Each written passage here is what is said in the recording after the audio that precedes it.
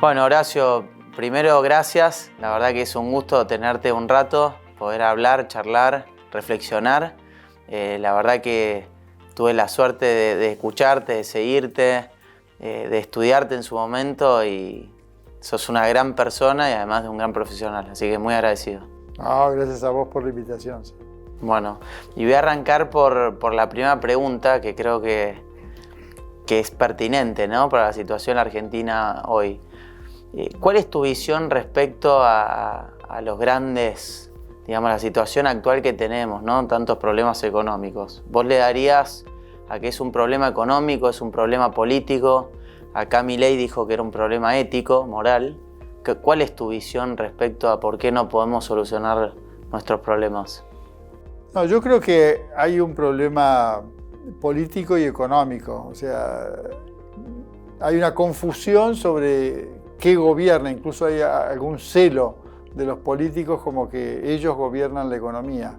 Y ese es parte del error, porque la economía es una ciencia que estudia la realidad. Y la realidad se va a producir con o sin decisión política, se producirá de una manera o de otra, ¿no? Yo recuerdo siempre una expresión que me dijo Arturo Frondizi, yo lo frecuentaba mucho en la última etapa de su vida, y él me dijo con ese tono característico, dice, no se confunda, Liendo, no se confunda. Acá no estamos discutiendo si va a haber desarrollo o no va a haber desarrollo. Desarrollo va a haber de todas maneras. Lo que estamos discutiendo es si va a haber un centro nacional de decisiones que lo conduzca o no. Y eso es lo que estamos discutiendo. Yo creo que el hecho de que la dirigencia argentina no comprenda el fenómeno económico y el fenómeno del desarrollo, estoy haciendo una generalización, por supuesto, lleva a que finalmente el desarrollo se va a producir conducido desde afuera. Para poder conducirlo desde aquí necesitamos comprender, saber qué es la causa y cuál es el efecto y en consecuencia adoptar políticas conforme a esa comprensión, ¿no? Sí. Y traes un tema interesante vinculado a la política, ¿no?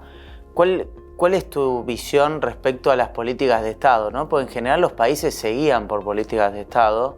En la Argentina lamentablemente no, porque es muy pendular, ¿no? Las decisiones van rotando básicamente y nunca se pueden llevar adelante. Primero, ¿tenés fe que se pueda llegar en algún momento a establecerse algunas políticas económicas de Estado? Y segundo, ¿cuáles crees que pueden ser determinantes para la Argentina? Bueno, yo pienso que es muy difícil eso porque, digamos, las dos visiones de la Argentina están enfrentadas y como que había un cierto empate.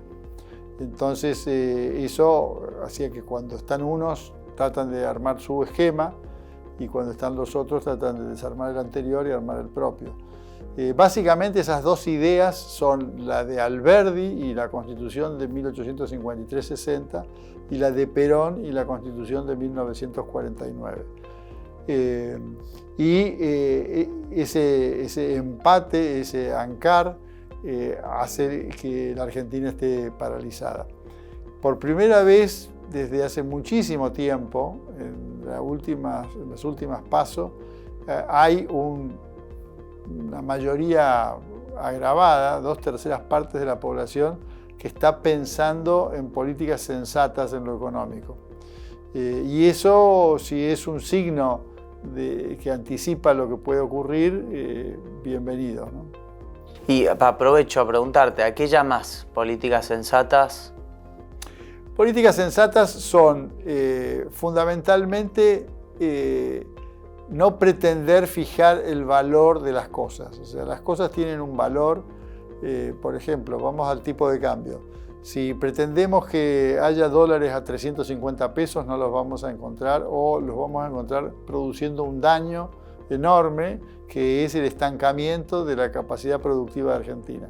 Si dejamos que el dólar valga lo que valga y que los exportadores se sientan orientados por ese precio, bueno, vamos a ver muchas cosas que ni siquiera nos imaginamos que existen, como la evolución de la industria del conocimiento, las exportaciones en materia energética, en materia de nuevas capacidades, obviamente las que existen en materia agropecuaria, pero también las de la tecnología aplicada a lo industrial o a lo agropecuario, e incluso las exportaciones industriales que en el mundo actual son perfectamente posibles para un país de las dimensiones de la Argentina y de las capacidades humanas y materiales de Argentina.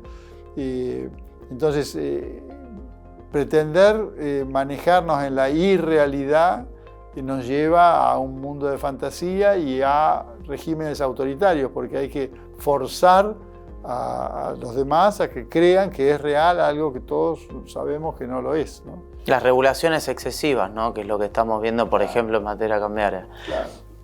Horacio, fuiste uno de los padres, si le podemos dar un nombre, de la convertibilidad. Con tu visión, fuiste uno de los que la ideó y la escribió. Una ley que durante 10 años le dio a la Argentina mucha estabilidad, una inflación muy baja. Nosotros desde 1935, que se queda el Banco Central como una entidad mixta, sacando la convertibilidad, tuvimos solo 8 años de inflación de un dígito.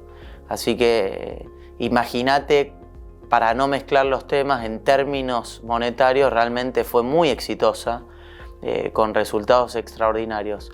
¿Crees que la Argentina puede volver a encarar un proceso de convertibilidad?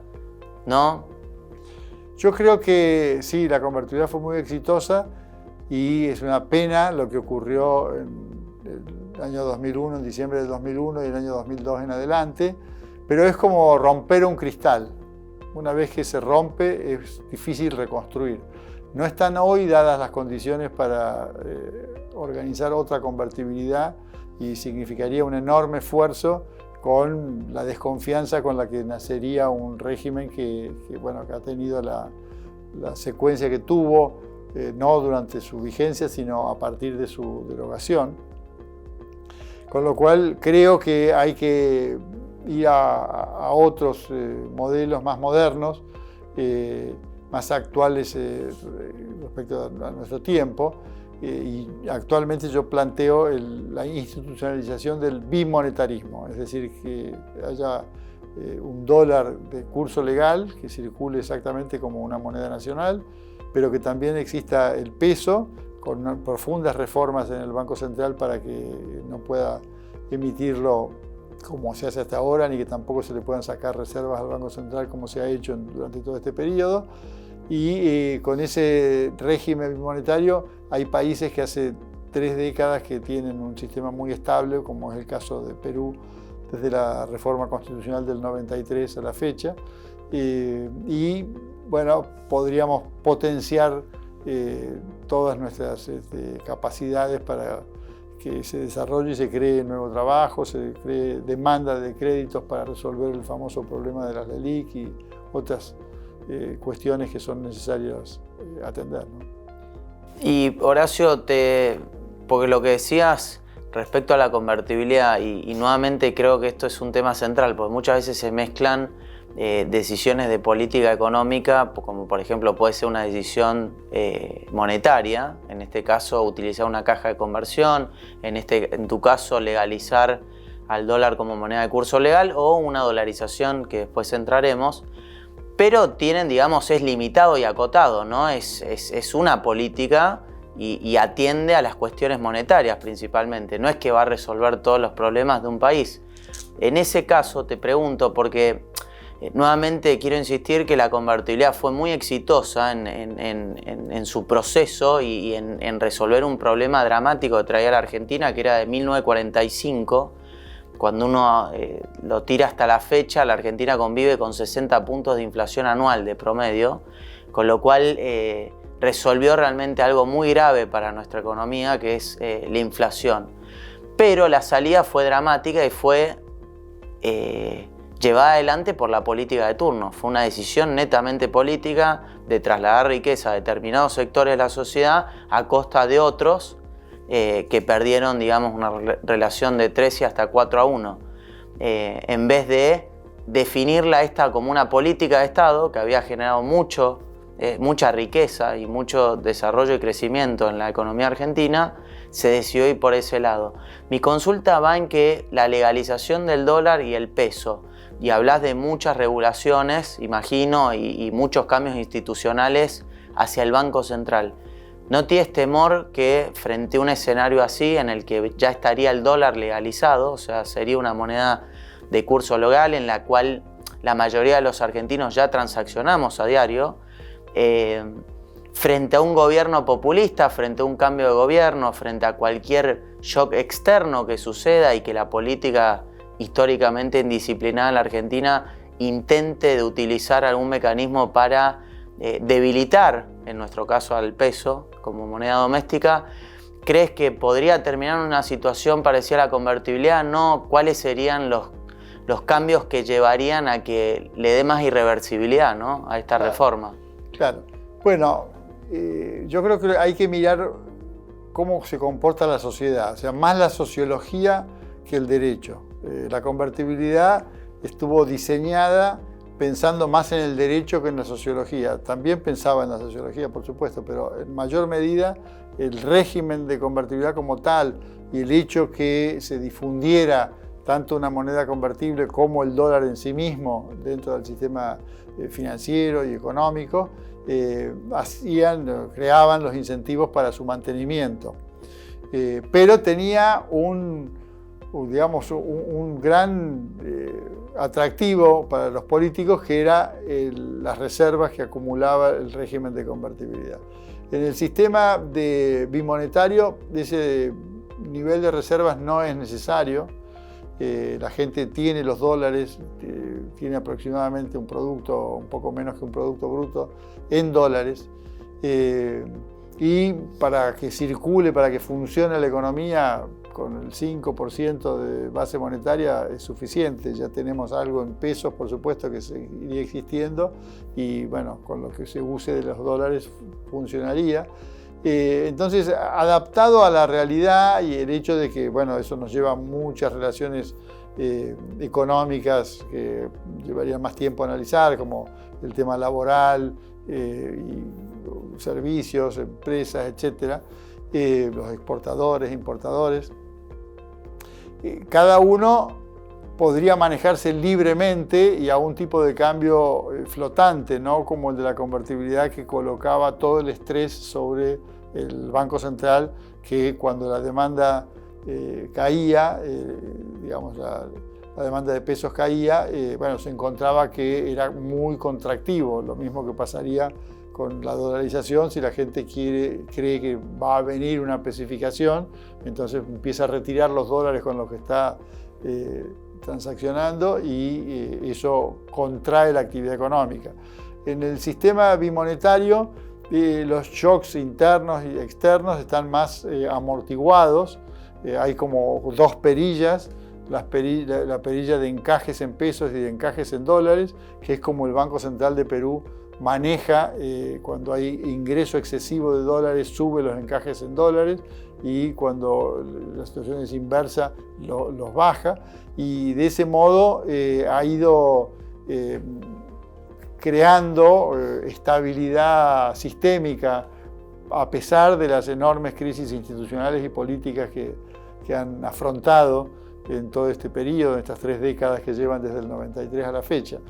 Así que yo creo que se pueden diseñar regímenes jurídicos con más fortaleza frente al riesgo de reversibilidad, pero la clave está en que se diseñe lo más parecido a cómo la sociedad se comporta.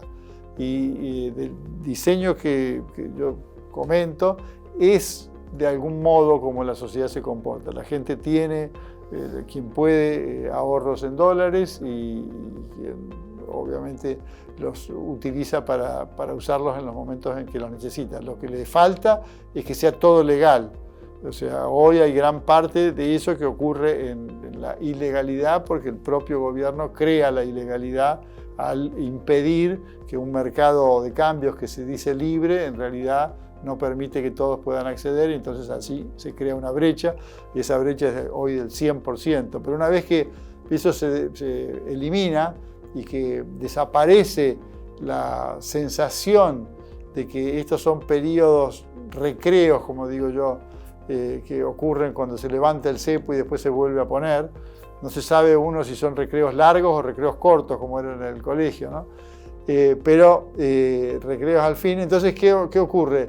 Quien tiene la posibilidad de conseguir dólares, los atesora. Consigue los dólares y los saca del circuito. Pero cuando uno supone que esa es la regla que va a existir de manera permanente, entonces eso ya deja de ser un problema y los utiliza transaccionalmente según que requiera de dólares o de pesos y funciona con naturalidad. Sí. Bueno, Perú es un emblema, es un ejemplo de política monetaria y sin dudas ha logrado los objetivos planteados, ¿no? En 1993 ellos tenían más de 7.000 puntos, casi 8.000 de inflación.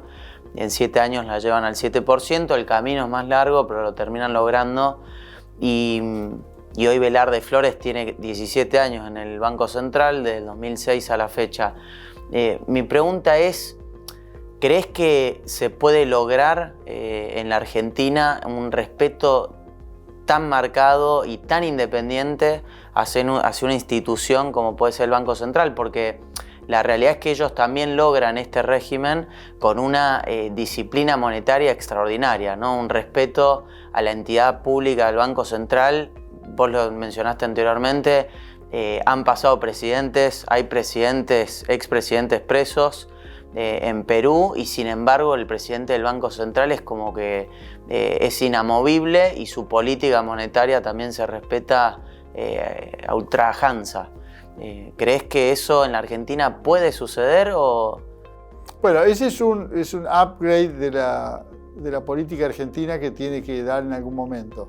El diseño de Banco Central en el que yo estoy pensando es un diseño muy parecido al de Estados Unidos, en donde separemos el Banco Central de la superintendencia, porque hemos estado acostumbrados a un Banco Central con la convertibilidad que prácticamente no tenía que hacer nada de política monetaria, sí de política financiera, y a un Banco Central del gran desorden monetario que tampoco hace política monetaria porque lo único que hace es distorsionar cómo puede abastecer de dinero, de pesos al tesoro, ¿no es cierto? Hace política fiscal, es un complemento de la política fiscal. Entonces, en cambio, cuando pensamos en que ese Banco Central va a tener que hacer política monetaria, lo tenemos que digamos, desprender de todas las otras cosas que le hacen perder el foco. O sea, tiene que hacer política monetaria y política financiera, pero no supervisión bancaria. Yo he estado en el Banco Central y sé cómo viene la canasta de expedientes y la cantidad de tiempo que demandan cada uno, en donde la cabeza de los directores no está en la política monetaria ni en la política financiera, sino en el problema que debe resolver del banco A, B, C o D. Entonces ahí creo que hay que ir a un esquema más claro en ese punto. Y después, en cuanto a cómo operaría ese Banco Central, el modelo, de nuevo, es el modelo de la Reserva Federal. O sea, es un banco central que compraría y vendería títulos públicos por pesos y que de esa manera regularía la demanda de dinero y que debería calcular, porque ni siquiera en la Carta Orgánica actual, ni en la de la época de la convertibilidad, que tenía una política monetaria pasiva, estaba como una obligación del Banco Central calcular la demanda de dinero. Entonces yo estoy insistiendo en que eso se incluya y que obviamente las calificaciones que tienen que tener quienes dirijan esa entidad estén marcadas por estos conocimientos, ¿no? Ok. Y Horacio, en ese sentido es muy interesante porque mencionás la demanda de dinero, ¿no? Un tema central en nuestra economía y sobre todo con una economía que de facto es bimonetaria. Acá se estaría legalizando al dólar también, pero con una historia muy sombría, ¿no? En materia de asignarle valor a la moneda doméstica. Mi pregunta es, ¿has pensado frente a shocks externos graves, o sea, shocks externos realmente fuertes, como fue la convertibilidad que a partir del 95 empezó a recibir cachetazos, 95, 97, 98, 2000, o sea, fueron de de distintos países, todos emergentes y que todo una connotación directa en nuestra economía. ¿Cómo hacer para evitar que esa demanda de dinero por distintas cuestiones no sufra un cachetazo por algún shock y que eso te lleve, por ejemplo, a un pico de corto plazo inflacionario o un pico, digamos, de recesión marcada? Porque en definitiva, si uno quiere, imagino, ¿no?, proteger este régimen, tampoco es que uno puede salir a emitir para intentar evitar el shock, utilizando lo que hizo, por ejemplo, la Argentina en el 2020, ¿no?, como política pública. Lo digo pensando en un caso más extremo, ¿no? Un gobierno no alineado con esta política, más bien alineada con seguir utilizando a la banca central como un mecanismo de financiación, no, digamos, en la racionalidad en la que te imaginas hoy, sino pensándola que dure 5, 10, 15 años. Bueno, yo creo que ahí se agregan elementos para esos escenarios, como son el de la libre flotación. O sea, el tipo de cambio no sería un tipo de cambio fijo como era en el caso de la convertibilidad, sino que sería flotante, o sea que la moneda se puede apreciar o se puede depreciar. Hay que tratar de atemperar esos movimientos precisamente con la política, con esas dos perillas de manejo de la política financiera monetaria, en pesos y en dólares. Pero si hubiesen circunstancias ya más extremas, tipo pandemia, lo que ocurrió entonces, bueno, por supuesto que allí la competencia de monedas empieza a ser el límite para lo que pueden hacer las autoridades de Banco Central. Esta fue una idea que lanzó Hayek allá por 1977 en un libro que se llamó Inflación o Pleno Empleo, en donde él planteaba esto como modelo alternativo a lo que se conoce hoy como el euro, y sostenía que, bueno, si cada país permite que otra moneda nacional compita en su propio territorio, eso lo obligaba a comportarse adecuadamente respecto a la política monetaria de la propia, porque si no la gente se desplaza a la moneda alternativa. Eso es lo que yo creo que cumpliría el rol del curso legal del dólar, que no está sujeto a las políticas monetarias del gobierno argentino, sí a la política financiera, como describí, respecto de los argendólares, es decir, los dólares que sean depositados en el sistema financiero doméstico. Entonces yo creo que ese es un sistema flexible, pero de alta sofisticación, que para manejarlo requiere, reitero, una capacitación de la dirigencia técnica, la que maneja el Banco Central, y de la dirigencia política en cuanto a que hay lugares en donde no se tiene que meter, ¿no?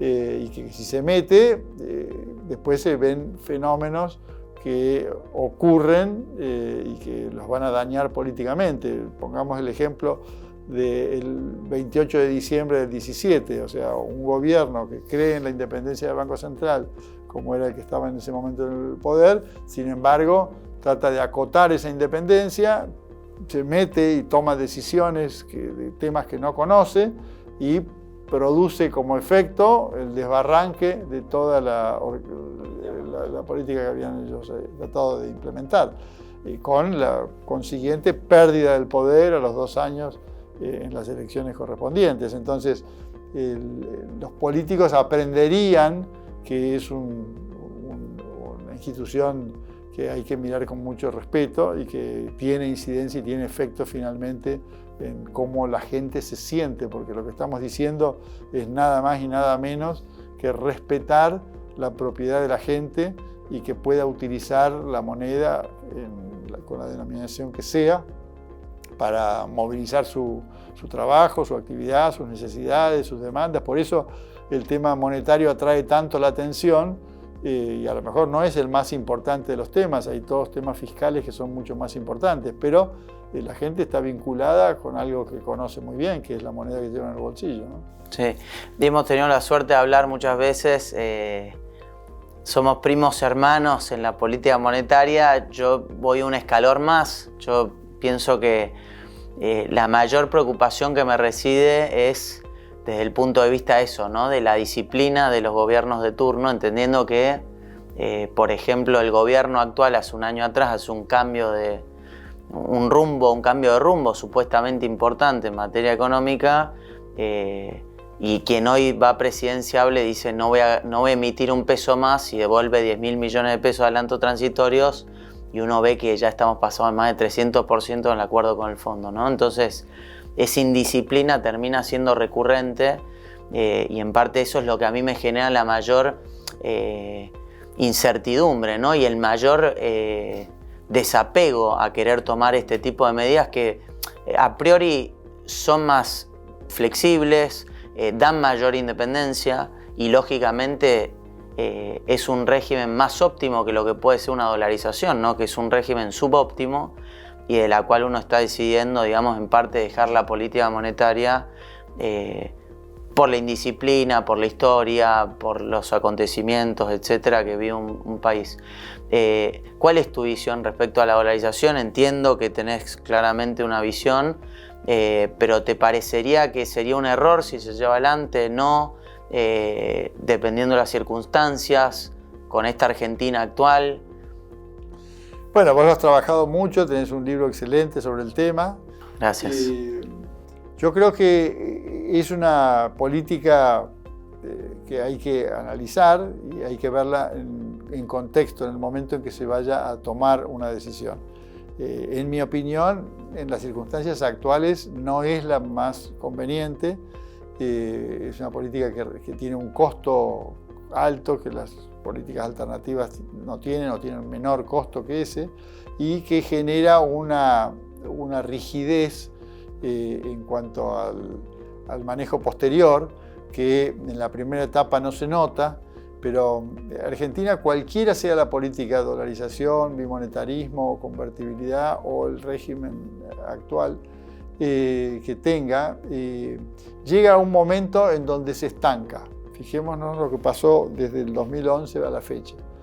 Ellos tuvieron un tema de que precios relativos lo fueron llevando a cierta expansión y después se estanca. La convertibilidad también tuvo una gran expansión en su primera etapa y luego entró en unas recesiones complicadas de manejar, parte por shocks externos y parte por lo que voy a explicar ahora. Y el tema es que Argentina tiene que desarmar una cantidad de sistemas impositivos, regulatorios, de distribución de competencias entre la nación y las provincias que generan estos sobrecostos que cuando entra en competencia al poco tiempo afloran. La primera etapa, por ejemplo, ahora, si elimináramos la brecha cambiaria del 100% y la gente pudiese tener un dólar pleno, en la primera etapa todo para arriba y todo funciona. Empezando por el campo, por ejemplo. Por el campo, la energía, en fin, realmente iríamos a un superávit comercial espectacular, ¿no?